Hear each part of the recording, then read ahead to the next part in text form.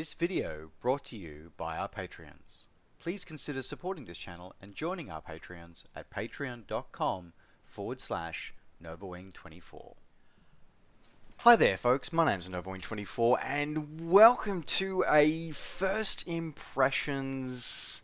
Actually, it's more than a first impressions. It's a fairly detailed look at the highlights of the latest release in the Prepared franchise of simulators, Prepared version 5. So we're going to be going through. I'm going to be going through and having a look at this sim, and we're going to go through and have a look at it. We're going to pick through a list of a lot of the headline features that have been sort of proclaimed about the new sim. We're going to have a look at it, and we're going to go through my experiences and my thoughts around a lot of these headlines, and just quite simply how the sim has behaved since I've got it. Now, I'm going to be very clear and very upfront with this. This look at this Prepared V5 is that this is being done clean. So this is a clean install, a clean fresh install of the download as I got it directly from the Prepared web store. There are 0 add-ons included here. There is no third-party material used here at all. I'm not using any kind of shader add-ons. I'm not using any scenery add-ons, no aircraft add-ons. Everything that you are going to see and you're going to hear me talk about is going to be purely about the sim as it arrives in your download files. So I want to be very clear about that, and that's going to feature throughout this discussion that we're going to have today. Second thing, probably to get some clarity going as well, is that the system that this is being reviewed on is my standard system. So my standard system is a Intel i9. It's been overclocked to, it's a 12-core i9 overclocked to 4 gigahertz for when I fly my simulators. We're talking 32 gig of RAM, and we're talking dual 1080 GTX 1080s. They are the original 1080s. They are not 1080 Ti's. So just want to make sure that you guys know what the sim that what I have, what we're reviewing it on, and just want to make sure you guys are aware of that. As I said, we're doing this clean install. So this is a clean install, no add-ons, no third-party content, nothing forced in there, nothing tested in there. It is just purely exactly what we received from Lockheed Martin. Alright, so let's probably start this at the beginning, and let's start with the new user interface and the new menu. So let's jump over and have a look at those now. And a couple of things have changed. Some for the better, some not so much. So the basics haven't changed though. We still have the window where we can preview our vehicle. We still have the window where we choose our location, weather, time and date, but some other stuff's sort of moved around and it just feels a lot more compact. So first off, let's probably start with the change vehicle screen. So we'll jump into that. So not much has really changed here, except the preview window is bigger now, and it's generally just more streamlined. Everything else is kind of the same. Now, in terms of what's different for the sim objects, so we've still got the Carinato Commander 114, which was introduced in 4.5. The venerable Extra 300 is still in there from Alabao as well. Just Flight's Constellation 69 and 49 is still present as well. The Lockheed Electra Model 10 is here as well. That's pretty much cool. The C-130 makes a reappearance from courtesy of Captain Sim with some updates as well. In terms of the avatars, we've still got those. Those haven't changed as yet either as well. C-130H, C-130J. The J gets 2 versions here. So we've got the sort of digital panels, got soft panels, and we've got the more traditional panels with the ECAS interior and your soft panel interior.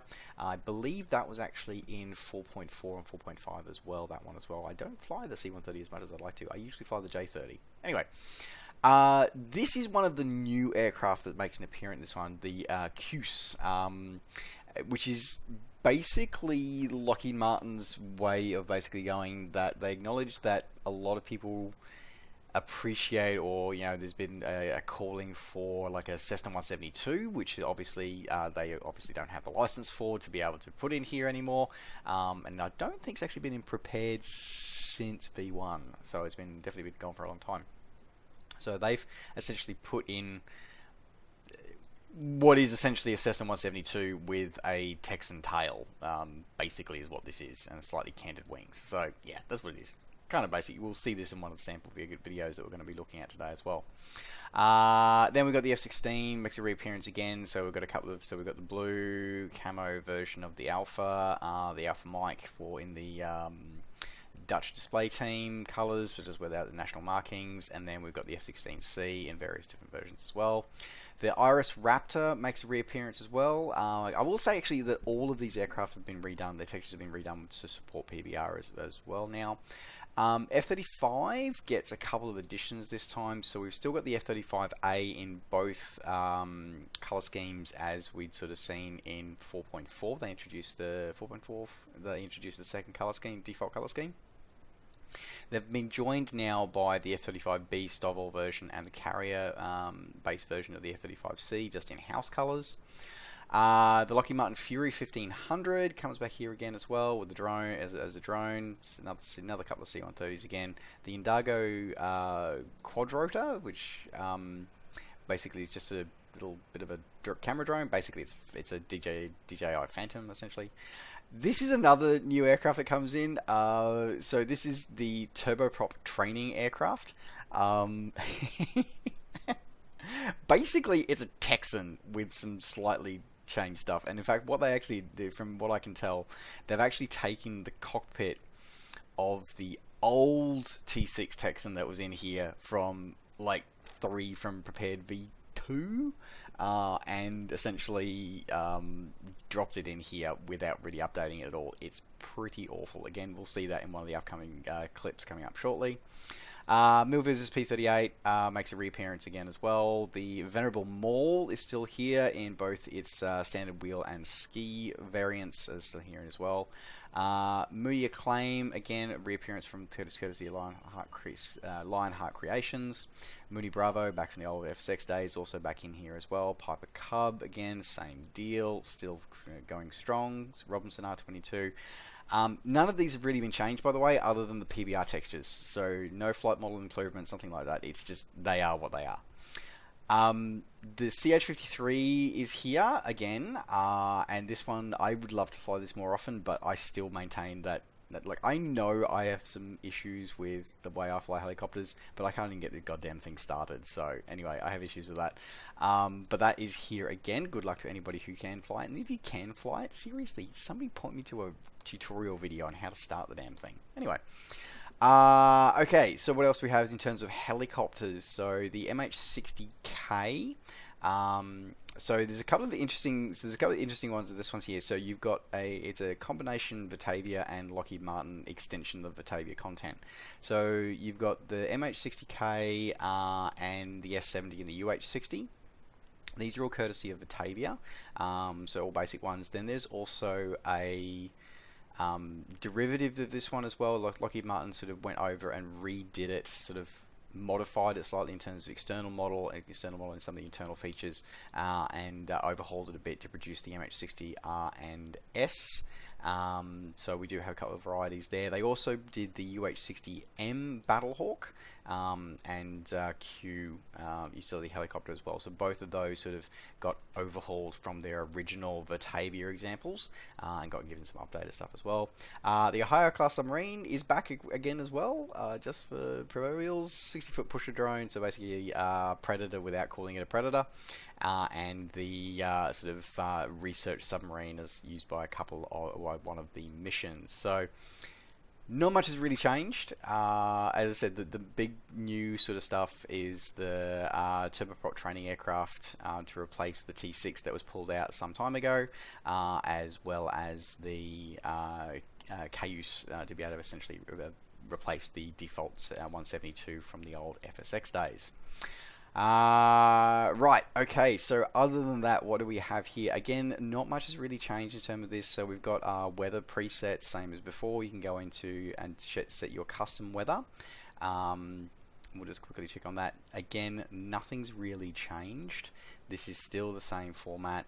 So you set your cloud layers, you set your wind layers, temperature, pressure, visibility. That's it. Like that's really all you do. So not really anything different there. Time and season, again, nothing has changed.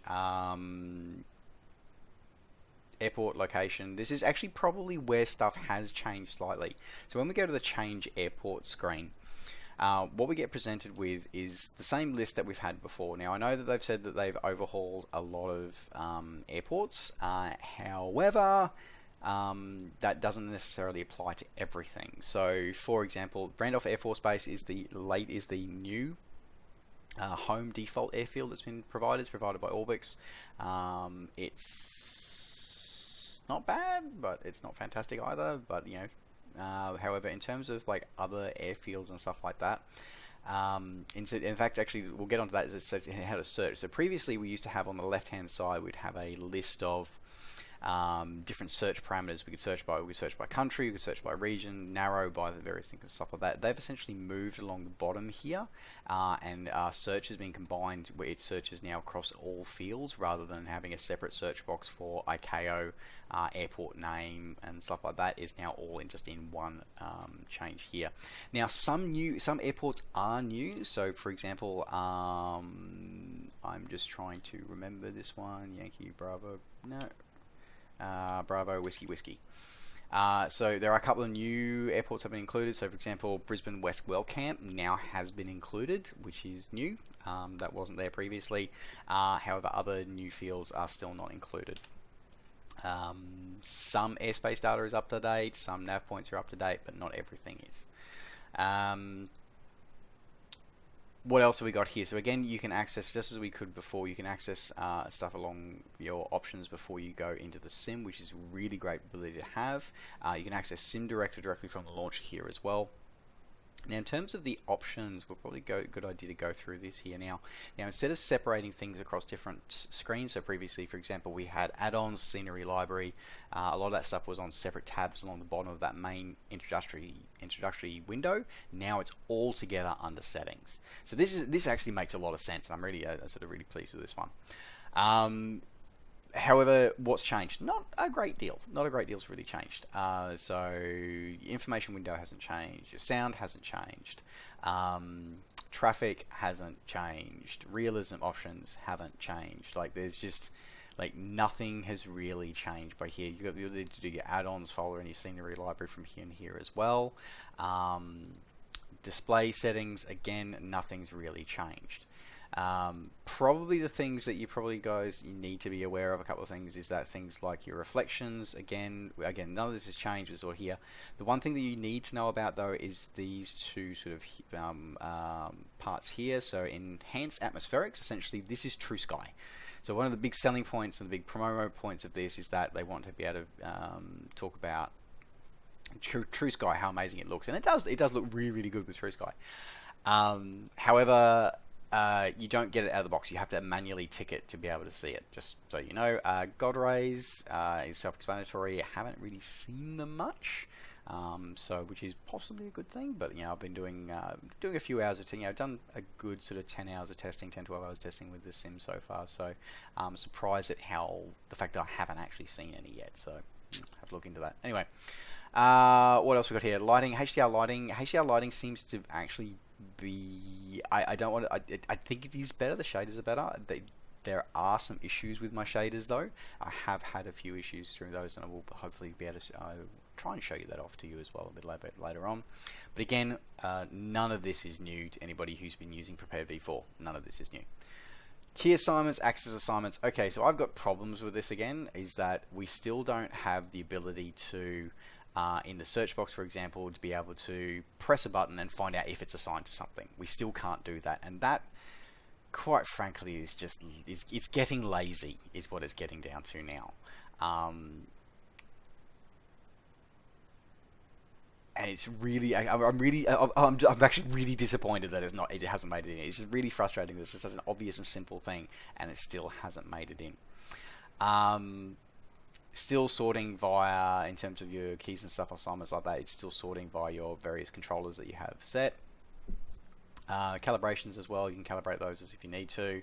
Other controls go through here. Now this is probably important to those of you who might use external or other controllers or homemade or Arduino power controllers. This is probably going to be something that's going to be more important for you. Also lets you know if you do have a touchscreen monitor or touchscreen subsidiary monitors that you're putting 2D panels up onto. This allows you to use gestures or multi-touch, which is probably going to be really important for you guys.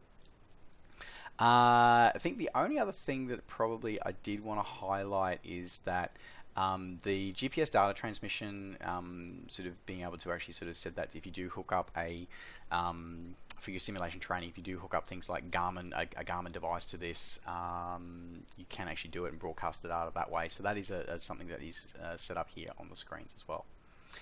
Otherwise, as I said, not a lot's really changed. It's all kind of basics. So anyway, that's pretty much that. So let's get out of that. And I think it's probably time to start going for a fly. Let's go have a look. Alright, so now that we've had a look at those menus, let's now move into the sim itself. And let's start going through some of those key points that are actually sort of that have been brought to us by Lockheed Martin, and some of those things that also a lot of questions that have been coming up from the community about what has actually changed with the new sim. So let's start probably with the most obvious. So let's start with the graphical improvements, shall we? And we'll see where this sort of goes from here. So the first big thing that was really announced about this was DX12. So full support of Microsoft's DirectX 12 has come along with the advent of P3Dv5. Now, that's absolutely kind of a big deal. It's not kind of a big deal, it is a big deal. That includes a whole heap of new ways of being able to render, new shaders, new shader texture options, and just a lot more pretties, a lot more shinies that you can have in your simulator now. A lot of games support DX12 and ray tracing and that kind of stuff, and now we actually have it seeing it come across into our simulator, which is an amazing thing to see. What does this actually mean for us in an everyday simulator basis? Well, basically, essentially what it means for me, the way I break it down, is that it makes two big differences. One, it expands what is possible in the art of the possible, as it were, for graphics. So it means that you have improved graphical capabilities. We can show more textures. We can show higher resolution, higher detailed textures. We can do ray tracing across there. PBR implementation looks a lot better on DX12. But the other big thing is that it means that more work for your sim can be offloaded. All of this graphical work can be offloaded from your CPU onto your GPU. So one of the big things that's always been an issue with all of the ESP family of sims, let's be honest here, and let's be upfront and direct here, is that we are still talking about a simulator family that goes back to FSX, FS9.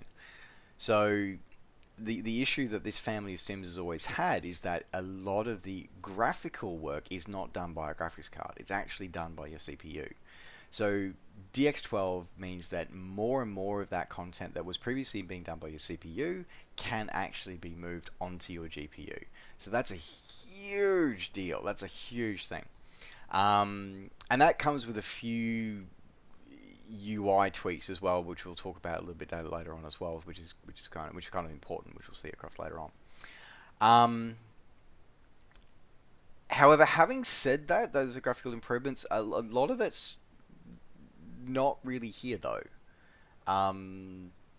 It's more that the technology is there, and this is, by the way, this is going to be a recurring theme that's going to come throughout this video today, is that there's the framework has been put there by Lockheed Martin, but the expectation is that if you actually want to see it done, you're going to need to get a third-party developer to actually do it. So if we want to see full ray tracing and full, the really high quality graphical work coming into our sim, we're not going to see it from LM. They've put the framework there ready for a third-party developer to come along and actually inject it. So that's probably the big note of the graphics improvements. The other one is that a lot more of the default sim object models now support PBR, and some of the models that did have was sort of the early half-assed PBR that was there from V4.4 and 4.5. They've been fixed and updated. So particularly there was a few texture panels on the F-16 Fighting Falcon that were not set up correctly. So they've now been fixed and improved. They've also, one of the other probably big other graphics improvements that I noticed was the HDR effects have had a major overhaul. To the point where now I actually like them. I didn't really, HDR for me was something that was a bit naff, like the implementation of it just didn't sit right with me, and the only time I found it even remotely sort of interesting and useful was I'd have to use a third-party sort of HDR effects governor using Rex Environment Force. But now it just feels that even though it looks the same as we saw on our menu, looking through the menus before, it actually feels like it actually works better now. So I don't know what they did to it, but it just feels like it actually looks and cleans and works better. The shaders have been improved and updated as well. However, your experience may vary. I know for myself, for example, while doing this, while sort of prepping and getting a lot of these videos and doing a lot of the testing that I have, I did tested this for a good few days post-release. Hence why this video has taken a little bit longer to release. Is that I would be, I'd load up an aircraft and I'd load up an aircraft and an airport and an area and a set of weather conditions, and I'd fly around with it for a while and test out a few things, and a lot of the stuff that you're going to see in this video today, and a lot that you're not going to see. And then after flying around for half an hour, 2 hours, I'd go, okay, so I'd now go end that scenario, new scenario, so change the sim, change my vehicle, change my location, change my weather, change my time of day. I'd load back into a new scenario, and I'd load back in with this weird sort of grey, monochromatic sort of view. And I'd look at it and be like, what's this nonsense? And it was sort of this overexposed black and white image. Try doing a scenery refresh, try doing a sim object refresh, nothing would reload the textures. In the end, the workaround I got for it would be that I'd have to actually go to the time adjustment and actually sort of try to do a preview of a time and date and season adjustment. I'd do a preview of that. I only had to offset the time by like 1 second, and it would reload all the shaders immediately for me. And then I could abort the change of time. I just go cancel. But the fact it forced, that's how I had to force the shader reload. So that seems a little concerning, and that was a repeatable error that I had. So that was very, very concerning, that one along there. But as I said, otherwise it still looks, it does look quite spectacular and very impressive. And in terms of graphical improvements, the other big graphical improvement, and this sort of will then allow us to sort of head our topics into the topics of weather and the weather engine, is we'll talk about the improvements of True Sky. Now that was another big thing that was really publicized and pushed, and probably the thing that was right up there next to DX12. Was the implementation of Simul's True Sky as the new Sky engine, the new sort of graphical visual Sky engine into Prepared V5. Now, for those who may have heard the term True Sky before, it's because it's been around in gaming for quite a number of years now. It's made appearances in a variety of games. In our simulation space, it arrived. It was we were all first exposed to it in the misadventure that was Dovetail Games' Flight Sim World. That brought a True Sky, an early True Sky implementation in, which was done very well. And no matter what your thoughts of Flight Sim World, and even a lot of those people who were very publicly detractors of it, even they acknowledged that True Sky was probably one of the biggest positives that sim had to offer us as a community. So it was very interesting for me when I first heard that True Sky was being implemented into Prepared V5. So given that it was such a huge selling point, a huge promotion point, and a big thing, that it was just such a song and dance was being done about TrueSky. It was a little odd when I loaded my sim up and it wasn't there. And as we saw in the menus that we looked over earlier on in this video, the fact is that it's still an experimental feature and you have to activate it manually. It's not there. It's not switched on by default. Now, for something that, now, if it was just a thing that they are working on as an experimental thing, that's fine. I'd say, yeah, okay, no worries, that's fine. However, if you're actually putting this on as a big selling point, as this is your point of difference between, this is one of your key points of difference between 4.5 and 5, then why is it experimental? Why is it switched off by default? Wouldn't you switch it on by default? Like, seriously? And I am concerned by that, and it does not bode well for many of my other experiences with V5 after that. Now, to its credit, they call it an experimental implementation because it is an experimental implementation. So it has a very interesting effect at the moment on a lot of sim objects and also on terrain objects as well, is that there is this weird clear bubble and clear halo and bubble that seems to form around a sim object or around a scenery object, that when it tries to interact with TrueSky, you get this weird sort of clear, crystal clear sort of bubble surrounding a sim object. So for example, and it doesn't matter whether it's an external camera view or an internal camera view, you still see it. So for example, if you have your aircraft flying through fog or flying through cloud, if you go to an external view, you'll see this weird sort of clear cling wrap, sort of, so cyan, I think you Americans call it cyan wrap or something, around your aircraft as it's sort of moving through the fog. If you're in the aircraft and you say do a shoulder check, as you're about to do as you're on your downwind for a visual approach to a runway, you'll actually see this. You look at your wing and you'll see your wing has got this like clear sort of couple of centimeters around the wing where there's no atmospherics, there's no TrueSky. So that's a little weird and disconcerting and a little off-putting. So I can see why they've labeled it experimental, but again, I sort of go, and this is going to lead towards another point which I'm going to make at the end of the video. So bear this in mind. But I can see why it's experimental and why you have to activate it manually, but at the same time, it's sort of like, why are you pushing this as such a big feature then if it's still so experimental? So yeah, so that, as I said, it still makes it, but it's still, the TrueSky as an implementation, though, even if it's experimental and it's got that bug, it's still incredibly gorgeous, like especially with the X12, it looks absolutely stunning.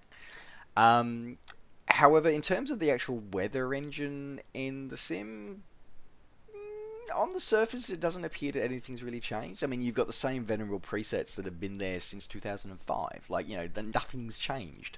We still have our winter wonderlands, our building storms, our fair skies, or whatever it's called. So, none of that's really changed. Nothing feels like it's changed. The one thing I did notice, though, and I feel like this made it into 4.5, but I never really noticed because because I fly with Active Sky Next all the time in Prepared V4, and that fixes this. This was always a known issue. Is that there always used to be a known issue where rain wouldn't fall from clouds. Rain would just fall. So even if you had no cloud above you, if you set the conditions to rain, it would still rain on you. What I seem to notice with this, and is that precipitation, whether it be rain or snow, will only come down when there is actually cloud above you to actually carry said precipitation. So that's probably an underwritten under noticed change. So that's pretty cool to see. I've seen reports, though and I haven't tested this myself, but I've seen reports where people are saying that that also applies to snow, so it's not just rain, it applies to snow as well. So that's great. That is an impressive change to come to this one. However, speaking of precipitation is rain, is that the rain effects are supposed to be enabled and all the rest of it. However, rain effects appear to not be implemented on the default aircraft, which is concerning because I felt that they were in 4.5, and I feel they're not now. And I've tested most of the aircraft and the helicopters, and it's just I don't see any rain effects appearing. In fact, rain actually coming through the cockpit, through the canopy into inside the airframe. So that seems a little weird, and just it's like, why have rain effects if you can't actually use them to demonstrate them using your own sim in your own aircraft? Particularly models that have literally been created just for this sim by Lockheed Martin. It's sort of like, why would you not include rain effects into those aircraft at the very least in your bid to show off your tech demo to bring in business sales? So yeah, that seems to be a bit odd, a bit concerning. So. The other big point that was out there that was sort of a bit of a sales point, not quite as big as True Sky or DX12, was the integration of NVIDIA's Wave simulation engine, an update to Wave animations. So I was really intrigued by this one because I do enjoy flying them. Again, I don't get to fly as much as I'd like to, but I do enjoy flying amphibians. And landing on water is always kind of cool. Unfortunately, there is no user flyable amphibians that are in the sim by default. However, there is a submarine, so there are a couple of submarines. So I took the Ohio submarine out for a spin just south of Hawaii, and I had a look at it and gave it a go with the bathymetry turned on and the wave animations to see what they're like. And the animations themselves do appear to be improved. Like, definitely, I will 100% back that. They definitely do appear to be better and look more accurate. However, the physics, there doesn't seem to be a physics effect from those waves on the sim object. Now, admittedly, a ballistic missile submarine is rather heavy, so maybe it wouldn't, but I didn't see any huge big peaks and troughs in the waves, and waves crashing over shores or anything like that. In fact, I cranked the winds up to something like 50 knots or something stupid, just to try and test it and get some interaction with the waves. Basically, I'm looking for white caps. I'm looking for big swell with white caps based on having high wind speed, and nothing, just nothing. So that was disappointing. So as I said, like, the animations look smoother and look cleaner and look better. However, there doesn't seem to be your large swells or your white caps or other sort of challenging things that you might have for a multi-discipline, multi-platform simulator like Lockheed Martin. Because remember, folks, although it is most commonly used for flight simulation, Lockheed Martin very much, and Microsoft prior to Lockheed Martin very much saw this as a multi-discipline simulation training platform that would encompass ground, sea, and air, and space simulation and training. So yeah, it was kind of like, especially again, one of those things where it's a selling point, and yet it doesn't seem to be implemented that well. So yes. So again, I just felt that it was like, okay, so you're telling me that it's improved and it looks visually improved, but there's no physics updates, or there doesn't appear to be any physics updates, at least not with the stuff that you're shipping with the sim, which again feels a little odd, because isn't that you want to really show off what your sim can do in order to be able to gain sort of business in the training market, which is what Lockheed Martin is inside of. So with that sort of that was now lead us into scenery and scenery changes and stuff like that. So what's changed? So again, big headline was the updated airports. They've updated over 24,000 airports that are present in the sim, and that's a huge deal. They've updated over 24,000 airports have been updated. They've got accurate runways, accurate taxiways. I'm gonna call it. That's total BS. Complete BS. I tested my two of my local airports, and they are nothing like what they are. In fact, I actually think that they are worse than they appeared in FSX. So we've actually gone backwards. We haven't gone forwards, we've gone backwards. And that's concerning. Hugely concerning.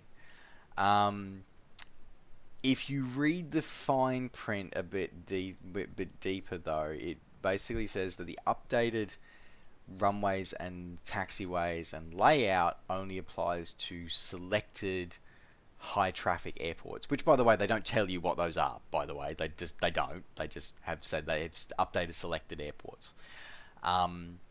Where they can get away with saying they've updated over 24,000 airports is that the default runway textures are now 4K textures, and they support PBR. Now, so yeah, that's splitting hairs, and it's not good enough. I'm sorry, it's just not. It's not good enough. Now, don't get me wrong, the 4K texture and the PBR materials of ground material for those runways is awesome, particularly when you have rain and if you have precipitation in sort of late afternoon and sort of like heading towards dusk, it looks absolutely gorgeous, and you can feel that sort of, and you can, there's a slip in the skids on the as the precipitation and the wind and all that. That is great. It does look amazing. But claiming that you've updated 24,000 airports just simply because you've updated the default auto-generating runway texture to 4K with PBR support, that's not good enough. It's flat out, it's not. So that's a questionable claim at best. Now, the other thing as well, of course, is that the database library that's been prepared in its entire existence up until now has always been the same one that was in FSX, which means that it was getting a little long in the tooth. That's a 2005 database. So a lot of airports have closed since then. A lot of airports have also opened since then. Now, some airports have been removed, not many. Some new airports have been added, but it seems to be a bit random which ones are and which ones aren't. So, for example, Brisbane West Wellcamp. Why it's called Brisbane?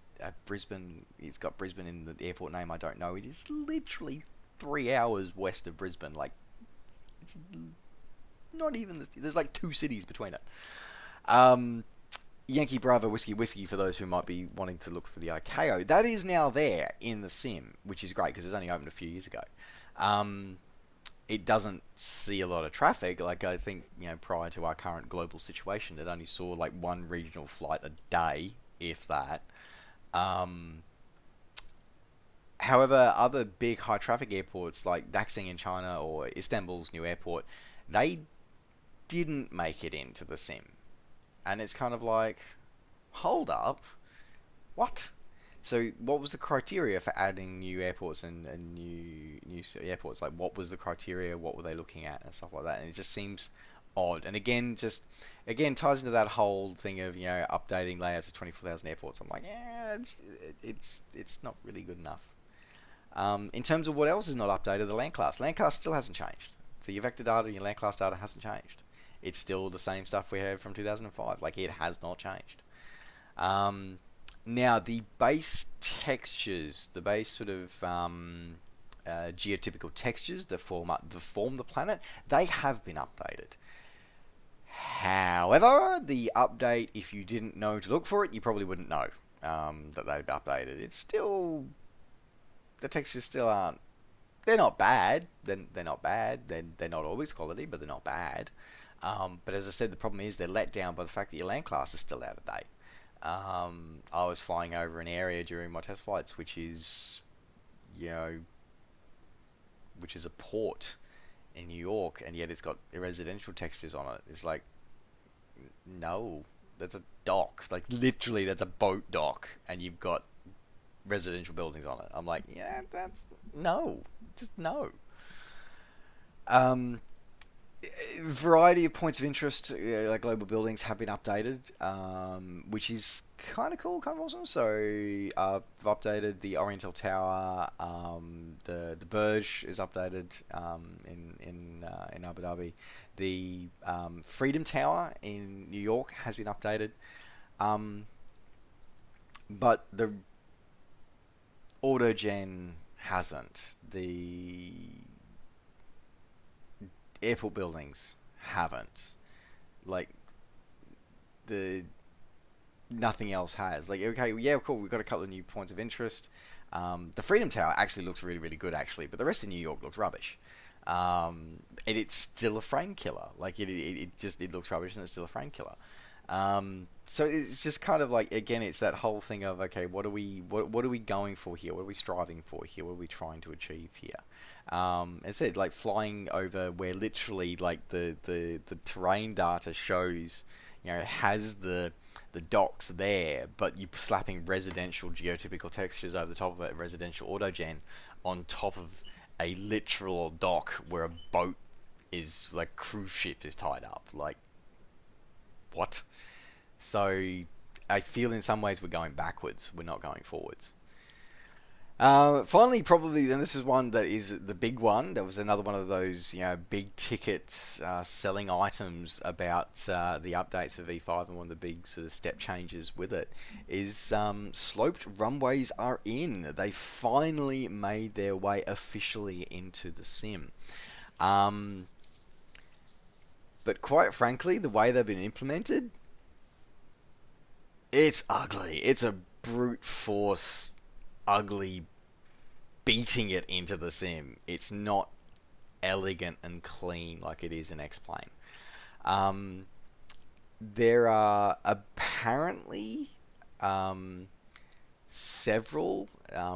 I've seen some reports that are saying 10, some reports that are saying up to 20 airports that have sloped runways in the sim. However, I'll be honest, I found one, and it was probably one of the most obvious ones. It was Courchevel. And I had a look at it, and because, let's be honest, it's probably it's one of the two most famous ones, and in hindsight, I probably should have checked out Lukla. I didn't even think to look at Lukla. But the two that come to mind are Courchevel and Lukla. They're the two that immediately come to mind. Now, if you're gonna showcase what's possible, if you're gonna give a tech demo of these are the new features we've added into the sim, this is what you can now, as a third-party developer or as a training company that wants to use Prepared as part of your training solution, this is what you want to see. You want to see these options. You pick an airport like Courchevel or Lukla, and you do a really good job on it, and you detail it. The effort they did at Courchevel was, quite frankly, terrible. It is awful. It is literally like, okay, now admittedly, yes, okay, the runway has a very steep slope in real life. I will not deny that. However, the implementation here is just, it's brute force and it's ugly.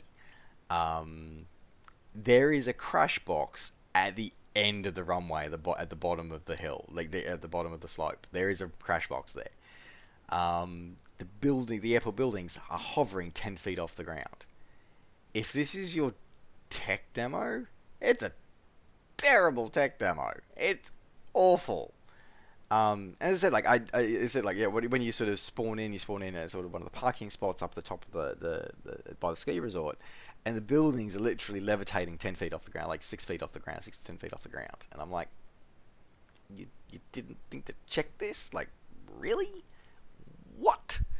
And then the runway itself, as I said, like the takeoff was fine, very thrilling, very exciting, all good. And then the landing, because obviously it's one way in, one way out. The landing, now I turned crash detection off because I was, I wanted to test. However, I heard the thunk and the scrape from the scrape point, about probably around about 10 to 15 feet in the air, over the threshold, just before the threshold of just with the piano keys of coming into land, just about to go uphill. I heard the clunk as he went across a crash box, and I'm like, that's terrible. How did that get missed? Like, seriously, how do they get messy? You know, if you're going to show off your sloped runways technology, you know damn well that people are going to go for an obvious airport to check it out first, and it's great that you picked one to do that. So if you're looking for more like the casual sort of the undulating slope that you see on airports everywhere else around the world, then you're not going to find it. It seems to be this brute forced all or nothing kind of deal. And it's not in everywhere in the sim. Same again with speed trees. Speed trees is the same thing. Apparently you get there are extra speed trees available, but they're not even used in the new default airfield that I could see of Randolph Air Base, which by the way is done by Orbix and done reasonably well. But it's like, okay, well, where are you showcasing the technology here? So it's just, I just look at it and go, there's so many. Yes, you're telling us that you're putting all this framework in there, but you're not demonstrating, you're not showing it off. You're basically saying, yeah, we put the framework there for you, but if you want to see it, yeah, we're not going to help you there. Lockheed Martin, we're not going to do that for you. You're going to have to go get somebody else to do it for you, and you're going to have to pay for that, rather than getting it included, at least as a demonstration here in your own sim. And it's not good enough. It's really not. Anyway, alright, so, but now that we talked about landings, let's probably move on now to talking about sim objects and aircraft and the use of sim objects and other sort of features of the sim. What's changed? What's new? We would have noticed, those who've been using Prepared for a number of years, you would have noticed that as time's gone on, the number of aircraft in there that are not Lockheed Martin products has been declining. Most notably in the Prepared 4.5 update, we saw the removal of, 4.4, we saw the removal of the T6. Or maybe it was just Prepared V4. I think we saw the removal of the T6 Texan, and then we saw the removal of the Baron 58 and the King Air 350. So basically, all Hawker Beechcraft products got pulled from the sim at some point or other. Now, funny enough, that actually left the sim, and the other thing is that from the other big difference between it's the original predecessor of FSX and Prepared is that there's never been really a single engine basic trainer, like civilian trainer has not been present. So the Cessna 172 was in FSX, but there's been nothing equivalent to that here there's been the Mooney, but that's a little bit fast, and then there's been a couple of Carinado aircraft, the current one being the Commander, which kind of fill the role, but not really. They're not really a training aircraft, they're more of a tourer. So there's been no real civilian sort of trainer aircraft there. Now that's been resolved this time around by a new fictional aeroplane, courtesy of Lockheed Martin's, which is the Civilian Utility Aircraft Single Engine. Basically, it's a Cessna 172 with canted wings. It is really what it is. It's got a G1000, it's got a dual G1000 set up. The cockpit looks like the G1000 Cessna the Cessna 172 G1000 cockpit is literally that's exactly what it is. So that's cool, but it's designed. It's essentially in literally it's in its description says it's designed to show that what is possible.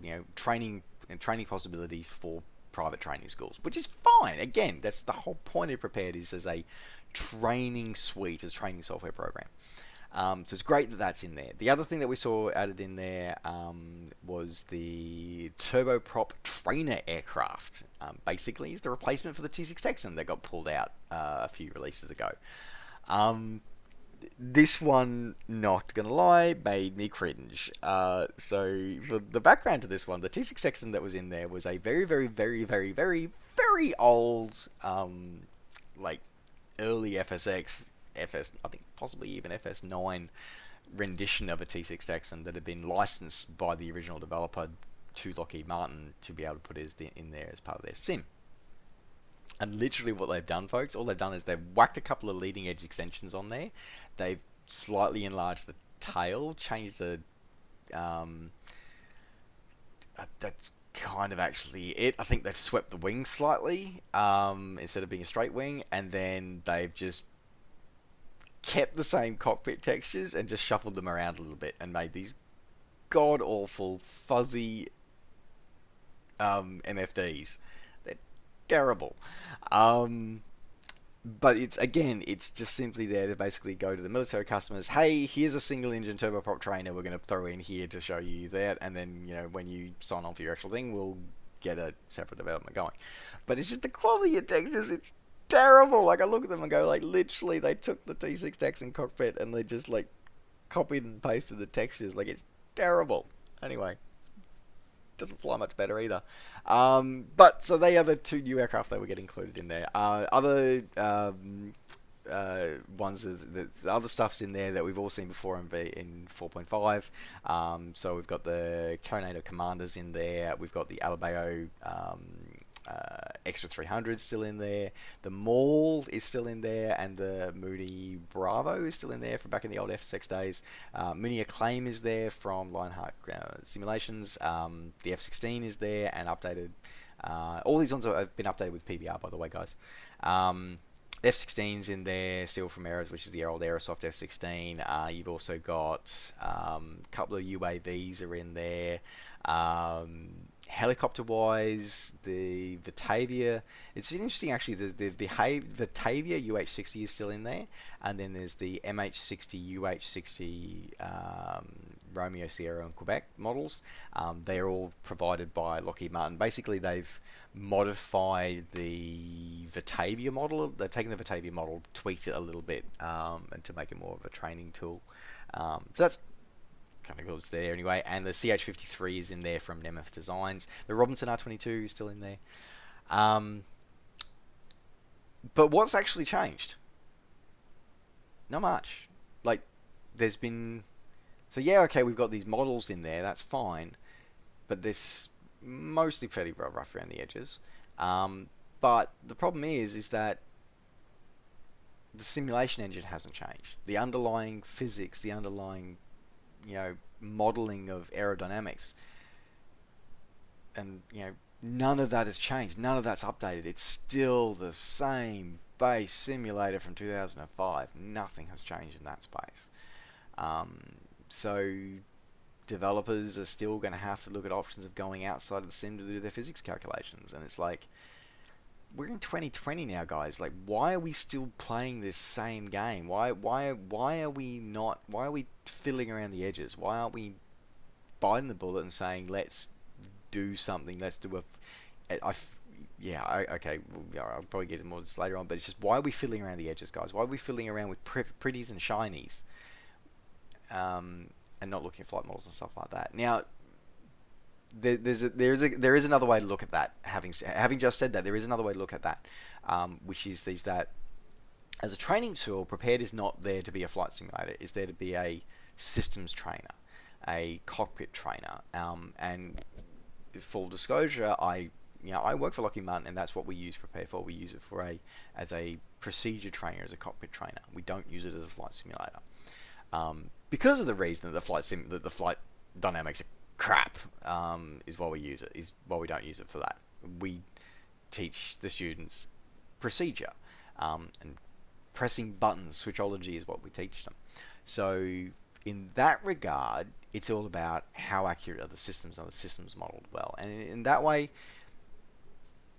again, nothing's really changed. The turbine modeling is still the same. The turbine spooling is still way too slow for a PT6. So I question it. It's like, fix that. That needs to be fixed. That's been a known issue since FSX.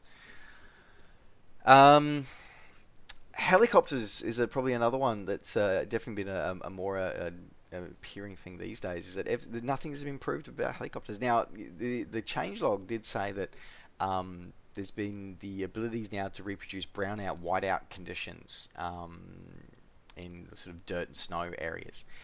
Now, I tried with multiple helicopters, and I could not replicate that. I could not make that situation happen, including landing in the outback of Australia, where I absolutely should have been able to produce a brownout, and I could not do it. So again, there's all this stuff being put forward in the changelog, and we can't reproduce it in the sim, and that is concerning. It's genuinely concerning. So All right. Rounding out with probably some usability and some other sort of functional improvements in a big way. So obviously we've already seen the new UI. I mentioned earlier when I was talking about the graphics improvements with the DX12, something that did get sort of updated with your Shift Zulu sort of text in the top left corner. One of the big changes, the big updates is now included. There's now a little gauge that actually tells you how much video memory or video VRAM has actually been assigned, or the prepared has to draw from, and how much of that you've used so far. So that's a really good way to be able to gauge to see if you're going to be having issues or not. And that's actually really important at the moment because prepared V5 is a massive memory hog. It sucks memory out of everything. And to be quite honest, the whole platform is not optimized. Now, there's been a fairly significant increase in the platform, the system's requirements, to be able to run it, and they're not kidding. And even with those recommended system requirements,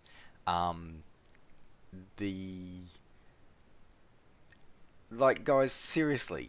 Okay, as I said before, I've been honest the whole way through here, is that I'm running a 12-core i9 overclocked to 4 gigahertz, 3.9.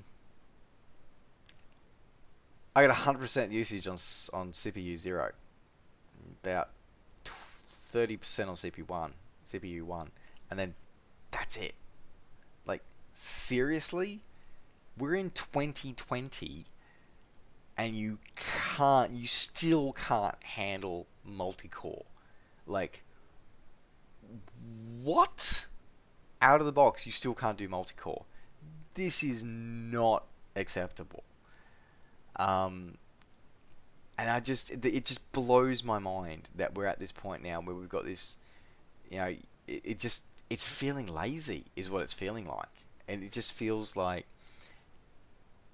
it just feels like it's lazy. Like, that we're just pushing this out there, and what's going on here? Like, I mean, we're in 2020 where now, admittedly, when the ESP platform started and with the FSX, and multiple CPUs, multi-core processors was something that, it was an R&D sort of dream at that time, or so it was definitely not mainstream, but very quickly it became mainstream, and the competitors out there can use it, but apparently this sim, which rightly or wrongly serves the majority of the flight simulation community at the moment, still can't keep up with something that is now standard. I mean, for Pete's sake, most smartphones have 8 cores in them now. Like, what? Anyway, okay, so I'm very unimpressed with that, exceedingly unimpressed with that.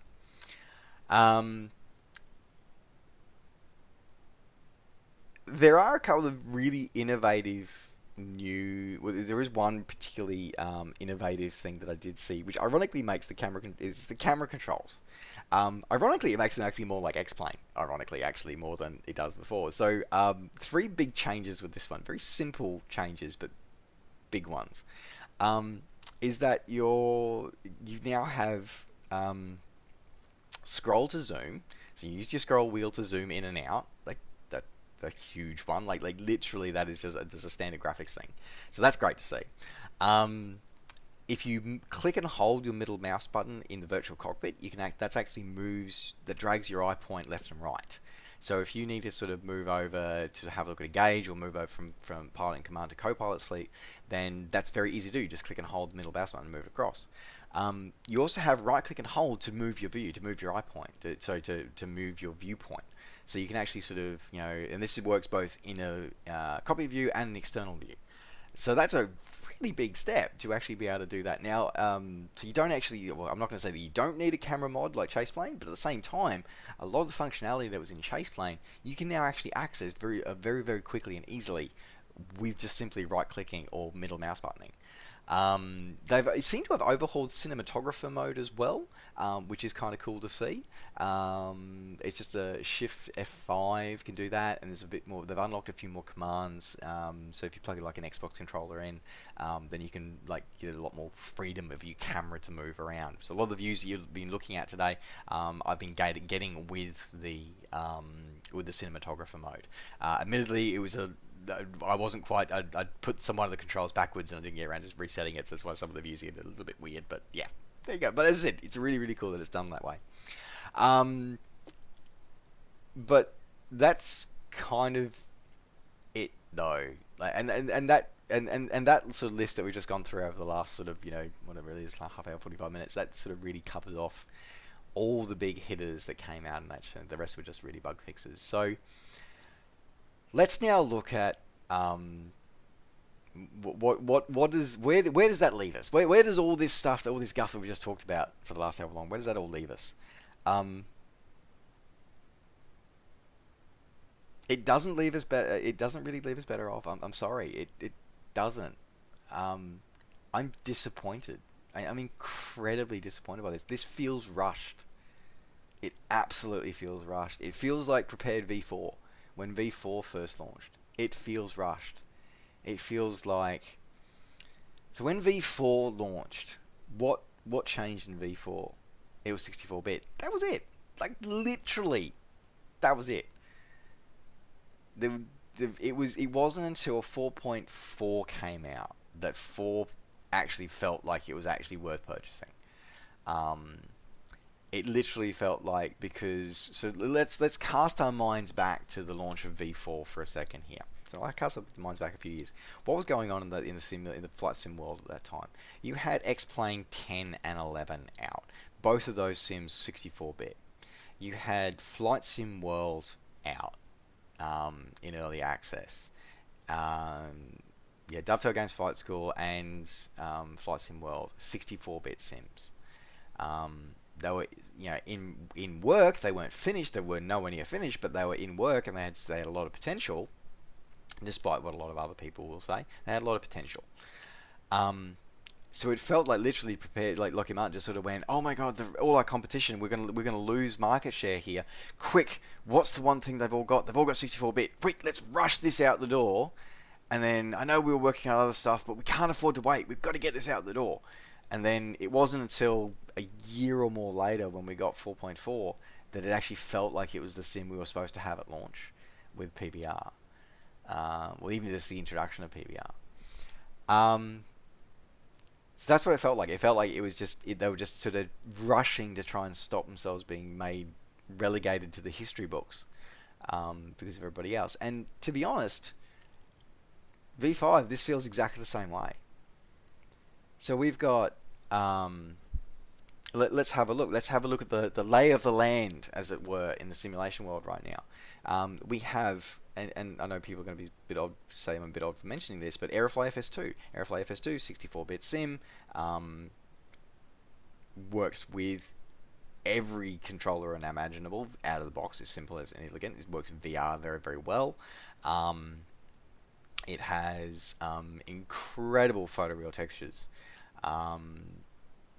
Don't really like their business model or their support system, but it's 64-bit. It looks visually, it looks outstanding. Flight model wise for fixed wing, take it or leave it, but the helicopter flight model is amazing. What else do we have in the lay of the land? We have X-Plane 11 still. What has X-Plane 11 just done? They've been moving towards it for several years, but they've moved to Vulkan and Metal. They've left DX behind, and they've gone to a whole new rendering engine that, apart from having some teething troubles now, looks amazing. And it's lightweight. It's less resource intensive. You got that. They've got sloping runways. They've got a lot of tools out of the box and a lot of features out of the box that are present, and a growing support base in terms of both developer and user base. The elephant in the room, of course, is Microsoft's back in the game. Microsoft are back. the granddaddy, as it were, of the flight simulation and computer home sort of use flight simulation genre and flight simulation training genre is back, and back with a vengeance with Microsoft Flight Simulator.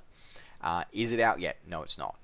Does it use DX12? Funnily enough, no, it doesn't. It uses DX11, but it does the version of how they're using DX11 is just insane. And they've already confirmed that they, and well, actually no, they haven't confirmed it, but I think a lot of us are speculating that they are going to move towards DX12 before either at release or shortly after. And let's be honest, it's a 64-bit sim, and it looks gorgeous. It flies incredibly beautifully, and I will put my hand on heart and say that because I flew it, and in the preview event. And then we have Lockheed Martin. What have they done? Not much. So it feels like they literally rushed this out the door in a panic attempt to try and stop themselves being seen as being superfluous. Now I can almost feel the hate comments going to come from saying that, but it is what it is. It's what I'm seeing here is a half-assed, half-finished product that has huge memory leak issues, huge memory errors. Quite frankly, my performance, now none of these performances, by the way, I probably should have stressed this at the start, that I didn't try and do anything stupid like max all my sliders to the right and then complain, going, oh, it doesn't work. Like, no, I didn't. I started with my sliders the same as what I have in Prepared V4.5 right now, and then I nudged them slightly. Not much, like maybe one notch, if that. But the performance I was getting was comparable to what I have in 4.5 with Orbix, Rex, Active Sky, a bucket ton of aircraft, bucket ton of Orbix content, and other providers in there. And that's just like, and I'm really not seeing a performance increase. Like, and that's the thing, is that there's a mix out there in the community already, that where people are saying, some people are saying yes, there's improvements, and other people are saying no, there's not. I've definitely been the experience, and the VR community, from what I've heard, is not impressed. VR is not working very well. So this feels like it was rushed out the door. I know that there's been said it's been 2 years in work or longer, but it feels like it definitely could have done with another probably 6 to 12 months in the oven before being released at this stage. So, unpopular opinion, but there it is. TLDR for everyone. I wouldn't be getting it right now. There are too many memory issues, too many bugs, too many issues, and quite frankly, for a base sim to be this, now I get a base sim to be this skeletal is not good enough in 2020.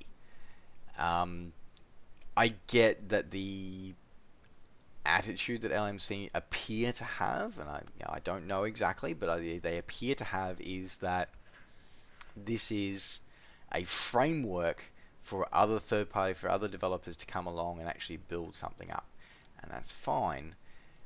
However, if you're using this as a tech demo, which is a perfectly fine thing to do, then you need to show off those technical improvements in really spectacular ways. And this does not do that. You might have put the framework in there, but it hasn't succeeded in demonstrating that framework at all. So, personally, as I said, I obviously have it because you guys can see it, but it will not be my sim of choice anytime soon. I will still be sitting with Prepared V4, and quite honestly, if you are a current user of Prepared V4, I'd stick with it. I would not. There's been a hot fix came out for 4.5 to update and did a lot of the bug fixing. a lot of the other bug fixing that, because normally it's very rare actually that for the older versions prepared to get bug fixes once the new iteration come out, and often the new iteration has all the bug fixes that people have been complaining about in the previous version anyway. So I was actually very surprised to see a bug fix come out for 4.5. Very happy that it did, and quite frankly, folks, if you're a Prepared v4 user, 4.5 user, grab the hot fix, the latest hot fix for 4.5, and skip 5 for now. I think skip 5 has potential. It has huge levels of potential. I genuinely believe that, and I look forward to seeing where they take it. But right now, it is not in a fit state to be in the community at all. Yep, there you go. There it is. Unpopular opinion, but that's I stick by it. For everything that I've described and that I spent the last probably hour describing, it's not good enough. It's not. So there you go. All right. Okay. Other than that, thank you very much for joining me. I hope you've enjoyed or perhaps learnt a few things. I said this has all been my experience. This is my thoughts, my feelings, my experience. This is what this has all been based on. Your mileage may vary from all of these things. I would love to know.